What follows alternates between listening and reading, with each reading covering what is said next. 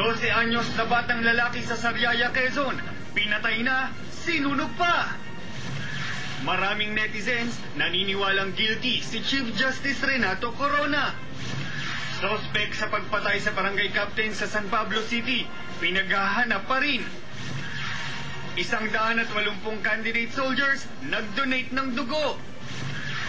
At diskwento caravan ng DTI ngayong taon, formal nang binuksan ngayong araw.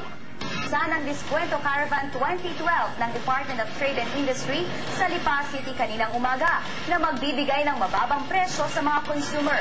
Plano rin ng ahensya na isagawa ito sa iba pang mga bayan at lungsod sa buong probinsya ng Batangas.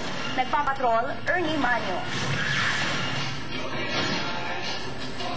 Sabay sa masayang selebrasyon ng Women's Month sa Lipa City kanina, kung saan nagpamalas ng kanilang talento ang mga kababaihan mula sa iba't ibang ahensya.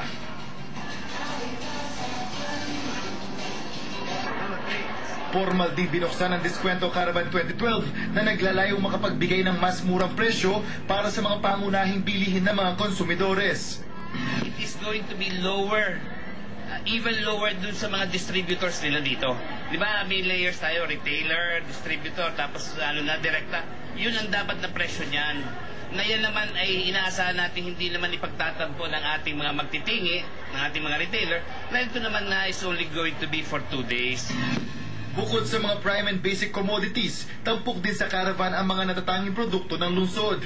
Sa booth na ito ng samahan ng mga kababaihan ng Lipa City, bida ang mga gawang pabango na pinangalan sa mismong alkalde ng lungsod. May mga pampaganda rin na pinangalan naman sa unang ginang ng Lipa City. Ito po ay hindi naman siya hindi siya kamahalan na katulad ng mga imported na mga beauty product. Kung tutuusin, ang ingredients niyan ay talagang mga imported din.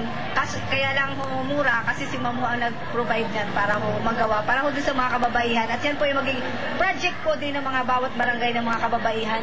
Pero mabili. Umaabot na rin ng Luzon, Visayas, and Mindanao.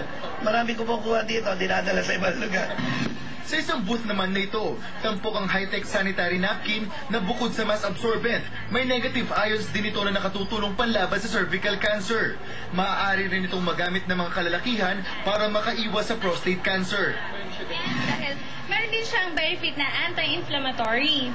So, di ba sa mga men, may cases din po ng mga enlargement of the prostate, prostatitis. So, ito po talaga, according to testimonies na rin, marami na pong natulungan na may mga ganong condition. Magsasagawa rin ng Diskwento Caravan ng DTI sa ibang lungsod at bayan sa buong Batangas sa mga susunod na araw. Ernie Manyo, Patrol ng Pilipino. At yan ang kabuuan ng mga balitang nakalap sa aming pagpapatrol sa Southern Tagalog. Sa ngalan ni Sarita Care, ako si Caroline Bongkin. Salamat at magandang hapon.